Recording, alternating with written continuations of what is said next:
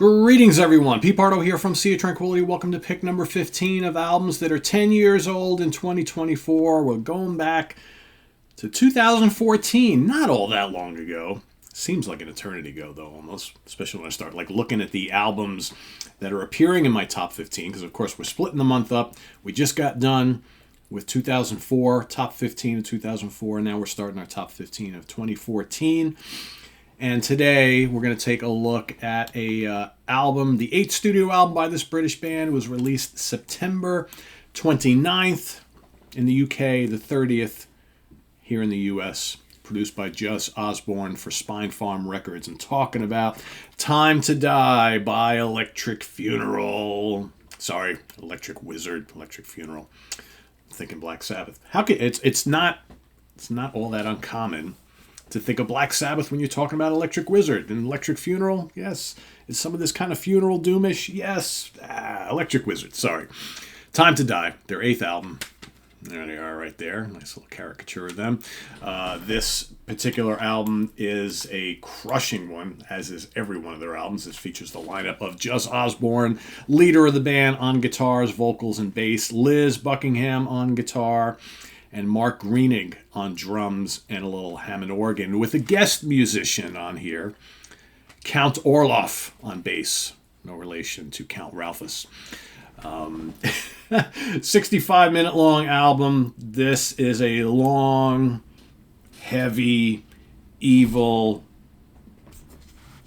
doomy dirge of collection of songs. It starts off with Incest for the Damned. Terrific track. There's plenty of kind of creepy, psychedelic little imagery going on throughout this album as well. Moaning, agonizing vocals. You know, this isn't for everybody. Electric Wizard isn't for everybody, but if you love Doom, and you love Doom, it's a little bit different. You love British Doom. You love stuff that kind of hints back at like the forefathers, like Pentagram and Black Sabbath, of course, and Saint Vitus and all that, but kind of gives it a little twist.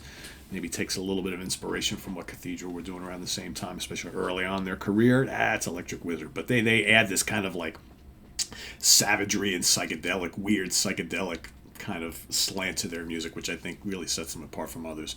Incest for the Damned is terrific. Time for Die comes up next. That's a great title track. Really good. Hard hitting. I Am Nothing. Again, 11 minutes and change. Just Destroy Those Who Love God. That's sort of a throwaway track on here. But then you got Funeral of Your Mind, which is just absolutely crushing. We Love the Dead. And then, for me, I almost think that the back end of this album is the strongest. We Love the Dead is terrific.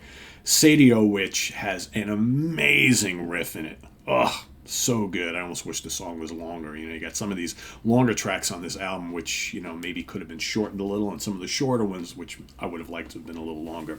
And then Lucifer's Slaves just absolutely decimates everything in its path. Man, that riff is Iommi worthy. So good. And then you even got the kind of weird and creepy Saturn Dethroned, which finishes the album, which has this just haunting Hammond organ and the guitar. It's just like, just so cool looking, so evil, so eerie. I love these guys. Such a great band. That is my pick for today. Time to Die by Electric Wizard. Anything else I can show you here? I just love their album covers. Just have all sorts of just wacky stuff going on. I mean, let's get a load of all this. There we go.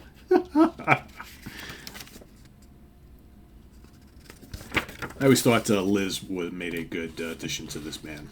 Kind of cool to have two guitars in there. She brings like different flavors on the leads and things like that. It just makes the riffs together, the two of them, just bigger than life, right? So charts. Wow, we do have some charts, believe it or not. Belgian charts. In Wallonia, number 86. Finnish charts, number 14. The Finns know their metal. They do. You can always count on them. French charts, 148. UK rock and metal albums, number 5. I would hope that the folks in the UK appreciate the greatness of their very own. US Billboard Top 264, US Independent. Wow, is that correct? So in 2014, this made it to number 64 on the Billboard charts. That is amazing. Like an obscure album like this on an obscure label, right? Because it's on Spine Farm Records. That's very cool. U.S. Independent Album Charts number 10 and U.S. Top Rock Albums number 16. I'm amazed by that. I did not expect that whatsoever. That's pretty cool. Hey, why not? Anyway, visit us on the web at www.seatranquility.org. We're on Facebook, we're on YouTube, all together all the damn time. If you've heard this album, let us know what you think down in the comments below. List your pick for today.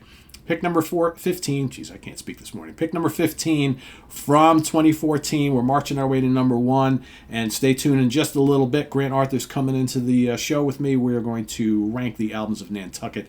That's coming right at you. So stay tuned. Until then, I'm Pete Pardo. See you tomorrow morning for number 14. Have a good Sunday, everybody. Take care. Bye-bye.